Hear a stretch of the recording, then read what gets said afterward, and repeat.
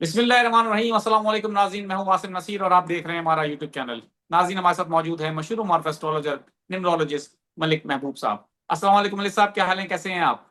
वालेकुम अस्सलाम। अल्लाह का करम है। आसिम साहब, आप सुनाएं कैसे चल रही है?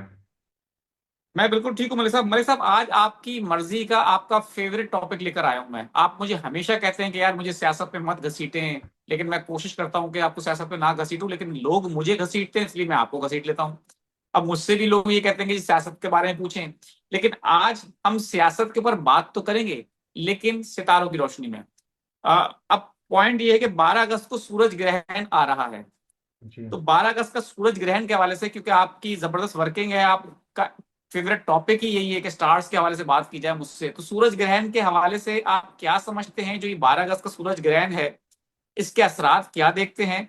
और थोड़ा सा मेरे देखने वालों को ये गाइड कर दें कि ये क्या इम्पैक्ट डालेगा और ये क्या होता है, और पाकिस्तान और दुनिया पे आने वाले वक्तों में, क्योंकि दुनिया में सब जंगें हम देख रहे हैं, नए मुहायदे हो रहे हैं, पाकिस्तान सऊदी अरब और तुर्की का एक बड़ा मुहायदा हुआ है। ये कहा जा रहा है कि कुछ इस मुल्क पे हमला, मेरे मुल्क पे हमला, तेरे मुल्क पे हमला, मेरे मुल्क पे हमला, ये बातें हो रही हैं।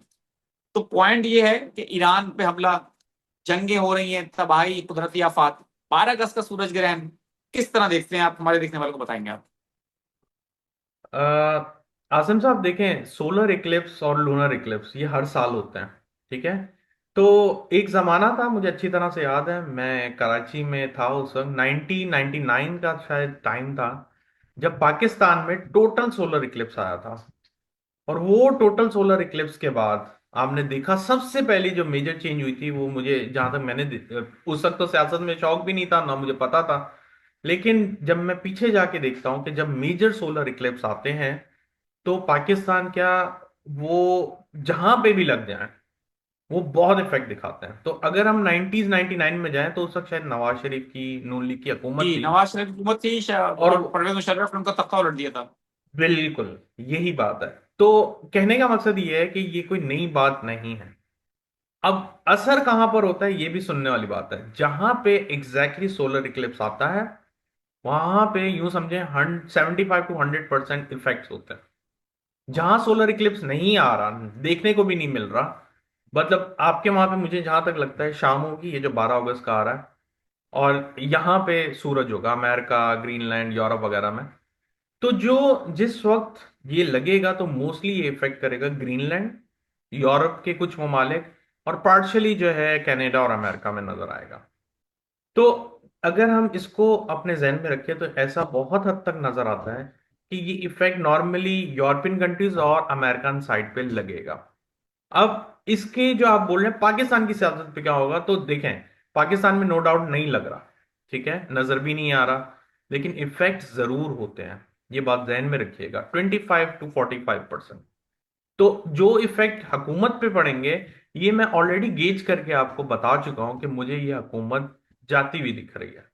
अब जरूरी नहीं है सोलर इफेक्ट की वजह से, काफी लोगों का कॉन्सेप्ट ये है कि सोलर इक्लिप्स आता है, लूनर इक्लिप्स आता है तो इवेंट होते हैं।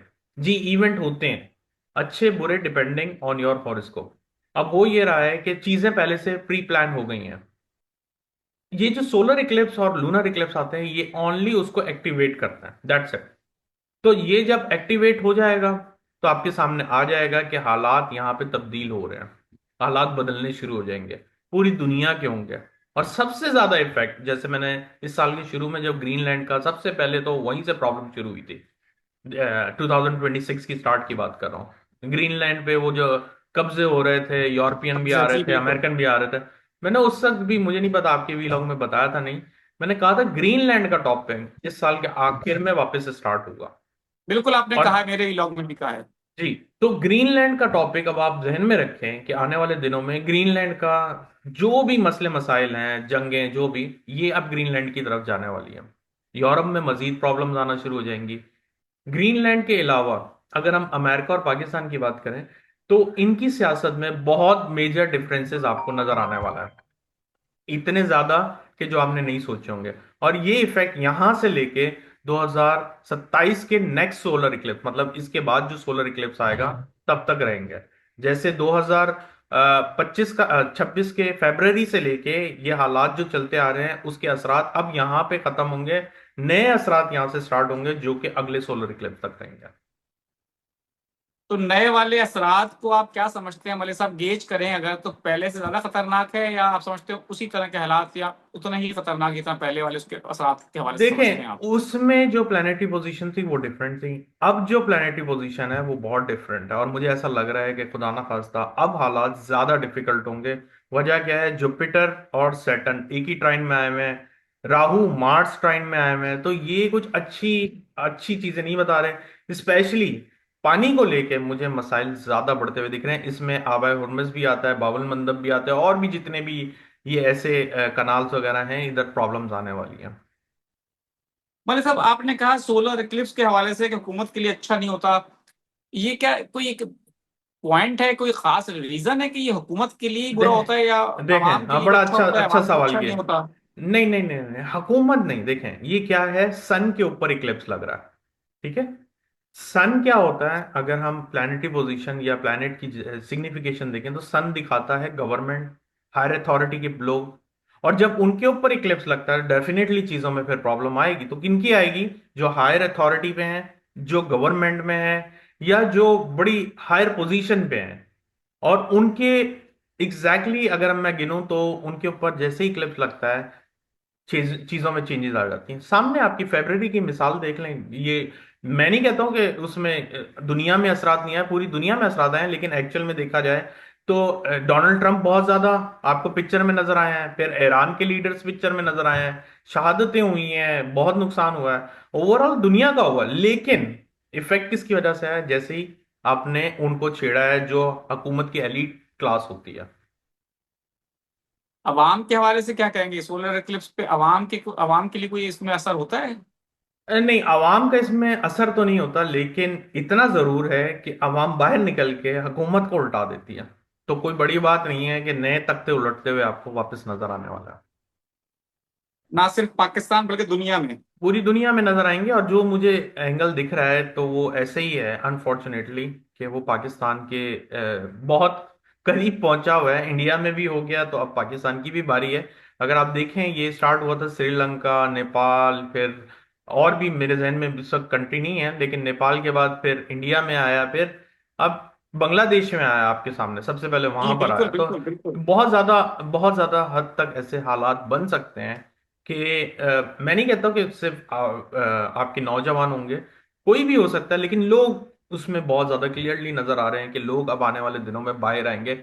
आपको याद होगा, आपने मुझसे एक सवाल किया था कि ऐसा क्या है कि पिछले साल जब पीटीआई जलसा रख रही थी, तब आपने कहा था ये टाइम सही नहीं है, बारिशें बारिशें बिल्कुल होंगी और बिल्कुल। ये मानसून। तो मैंने आपको यही कहा था कि बारिशें इस दफा भी दिख रही हैं, लेकिन सिचुएशन ऐसी है कि इसमें लोग भी बाहर किसी ना किसी तरीके से नजर आएंगे आपको। तो हर बिल्कुल साल ठीक जैसे है। प्लैनेट मूवमेंट में होता है, तो बहुत तब्दीलियां लेकर आते हैं। मतलब साहब, चंद लोगों के सवाल देना चाहता हूँ। जी। 18/4/1974 इनकी डेट ऑफ बर्थ है। सगीर अहमद इनका नाम है, माली मुश्किलात का शिकार हैं।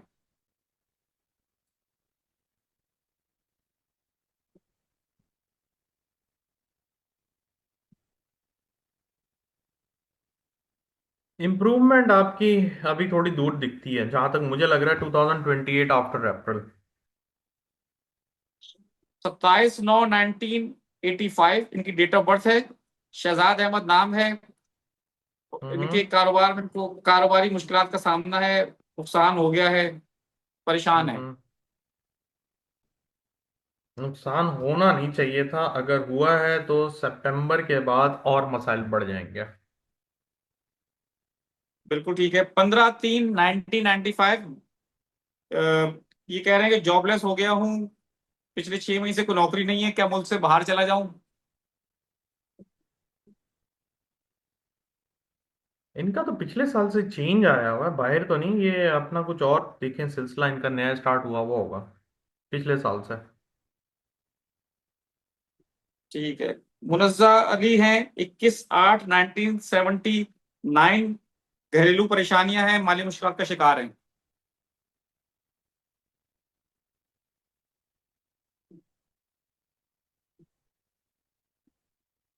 अगस्त के इंतजार करें, इंशाल्लाह बेहतरी आ जाएगी। बिल्कुल ठीक है मलिक साहब, बहुत बहुत शुक्रिया हमें वक्त देने के लिए। नाज़रीन, यहाँ हमारे वीलॉग का वक्त खत्म हुआ। मुझे और मलिक महबूब साहब को दें इजाजत। आखिर में हमारा वही पैगाम है। मुस्कुराएं, प्यार बांटें और अपने आसपास के लोगों का ख्याल रखें। अल्लाह हाफिज।